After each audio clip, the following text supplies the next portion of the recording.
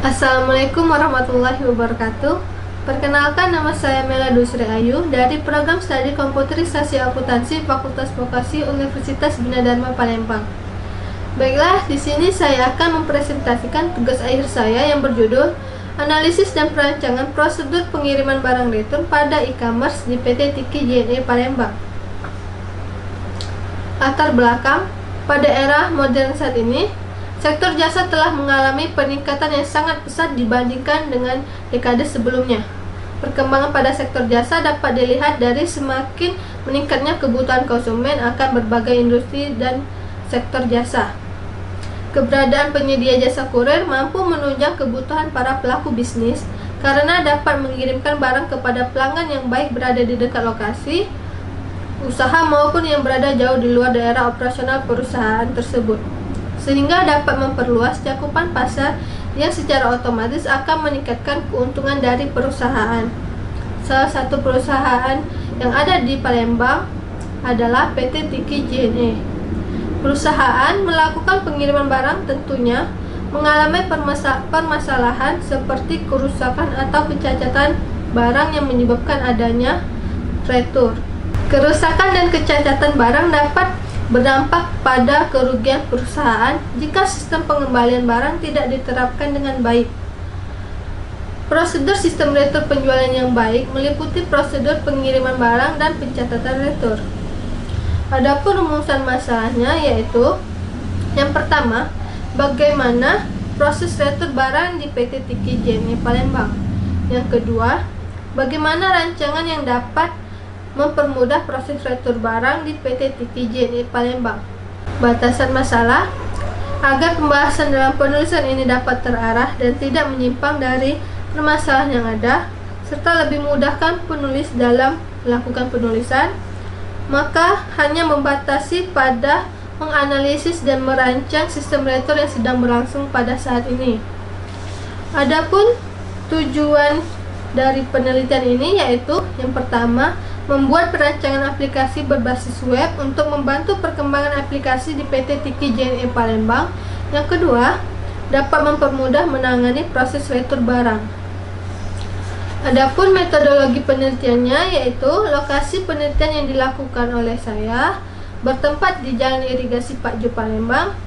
Jam kerja dilaksanakan dari pukul 8 pagi hingga 4 sore. Penelitian dilakukan selama 2 bulan, terhitung pada tanggal 6 Januari 2020. Teknik pengumpulan data. Yang pertama yaitu observasi, melakukan pengamatan secara langsung pada PT Tiki JNE Palembang dengan mencatat dan mengumpulkan data yang dibutuhkan untuk memperoleh hasil sesuai dengan sasaran. Yang kedua yaitu melalui wawancara. Proses pengumpulan data dengan cara mengadakan wawancara atau tanya jawab secara langsung tentang analisis pengolahan data retur dengan pihak yang berhubungan dengan objek yang sedang diteliti. Dalam hal ini, saya melakukan wawancara dengan Kepala Kantor Corporate Core Center, yaitu Ibu Laura Siagiaan. Yang ketiga yaitu studi pustaka, dengan memperoleh data-data yang bersifat teori yang didapat dari beberapa buku dan sumber lainnya yang berhubungan dengan penelitian ini. Selanjutnya, jenis data. Data yang digunakan yaitu data primer dan data sekunder. Hasil dan pembahasan. Hasil pada PT Tiki JNE Palembang sebenarnya sudah menggunakan sistem terkomputerisasi, hanya saja terdapat kelemahan pada sistem pengembalian barang retur yang tergantung pada internet, di mana saat internet mengalami gangguan dan terkadang sistem mengalami error. Prosedur sistem yang sedang berjalan di PT Tiki JNE e-commerce. Mulanya pembeli akan memesan barang melalui aplikasi jual beli online, lalu para e-commerce akan mengirim barangnya terlebih dahulu ke Jakarta, kemudian barang akan di pick up ke gudang e-commerce dan di repack outbound operasional Jakarta. Setelah itu barang dikirim ke kota tujuan. Begitu sampai di Palembang, barang masuk di bagian inbound dan dikirim ke kantor cabang selanjutnya di transit per kurir untuk proses delivery. Dalam proses delivery yang sukses akan diupdate ke sistem Orion. Jika delivery pertama gagal, akan dilakukan pengiriman ulang oleh kurir. Jika pengiriman kedua masih gagal atau tidak ada respon, maka akan dilakukan proses andal atau retur. Adapun proses andalnya ada dua. Yang pertama, proses andal PLM1 atau untuk di area Palembang. Yang pertama, barang diproses Pro 1 atau di scan per resi. Kedua, diproses Pro 2 atau alamat tidak ditemukan, menghubungi penerima. Kalau direspon akan diantar ulang. Jika tidak direspon akan diretur pada sistem tracking resi pengiriman JNE. Dan ketiga yaitu proses retur. Selanjutnya, proses andal PLM kedua atau di luar area Palembang. Yang pertama, barang masuk dari cabang ke kantor utama. Yang kedua, diproses transit. Ketiga, diproses HPO atau pemberitahuan bahwa barang sudah ada di tim andal. Yang keempat, barang diproses Pro 1 atau di scan per resi. Yang kelima, diproses Pro 2 atau alamat tidak ditemukan, menghubungi penerima. Kalau direspon akan diantar ulang. Jika tidak direspon akan diretur pada sistem tracking pengiriman JNE. Yang keenam, proses retur dengan catatan barang COD proses returnya dilakukan H+1 dan untuk barang non COD proses retur dilakukan H+2. Adapun penggunaan sistem yang lama, sistem yang digunakan saat ini menggunakan program berbasis desktop atau Java yang dapat dilihat sebagai berikut. Yang pertama, tampilan proses transit paket sortir barang per area. Tampilan kedua yaitu tampilan proses HPO atau pemberitahuan bahwa barang sudah ada di tim andal. Tampilan yang ketiga yaitu tampilan proses Pro 1 atau di scan per resi. Yang keempat, tampilan proses Pro 2 atau alamat tidak ditemukan, menghubungi penerima. Kalau direspon akan diantar ulang. Jika tidak direspon akan diretur pada sistem tracking resi pengiriman JNE. Yang kelima, tampilan proses retur. Dan yang keenam, tampilan cetak returnya. Pembahasan.